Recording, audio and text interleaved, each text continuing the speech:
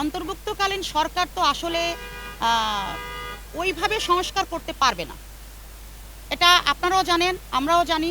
অন্তর্ভুক্তকালীনের সরকারের কাছে আমাদের দাবি হচ্ছে যে নির্বাচনের উপযোগী যতটুকু সংস্কার প্রয়োজন নির্বাচন করার জন্য ঠিক ততটুকু সংস্কার করে একটা নির্বাচিত সরকারের হাতে দেশ তুলে দিক। নির্বাচিত সরকার সুন্দরভাবে দেশ পরিচালনা করবে। জাতীয়তাবাদী দল বিএনপির এমনটাই আশা, কিন্তু আরো একটা যে রাজনৈতিক সংগঠন রয়েছে জামাত ইসলাম বাংলাদেশ, তারা তো সংবিধান সংস্কারের সমর্থন দিয়ে এই অন্তর্বর্তীকালীন সরকারকে পর্যাপ্ত পরিমাণ সময় দিতে চায়। সেক্ষেত্রে আপনাদের প্রতিক্রিয়া কি?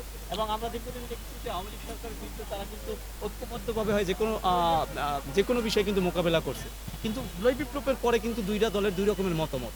সে বিষয়ে আপনাদের প্রতিক্রিয়া? দুইটা দলের দুই রকমের মতামত।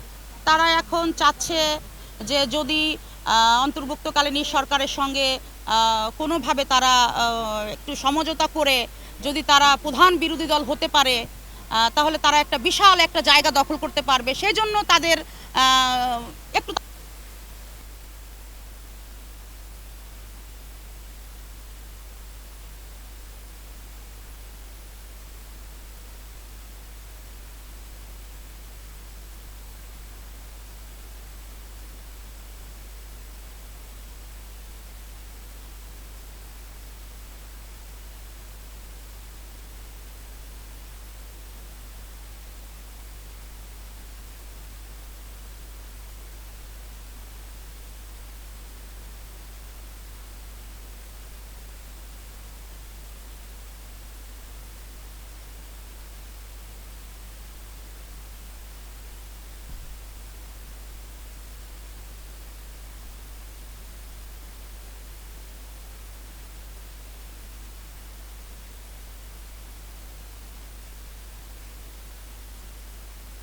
এই যে তারা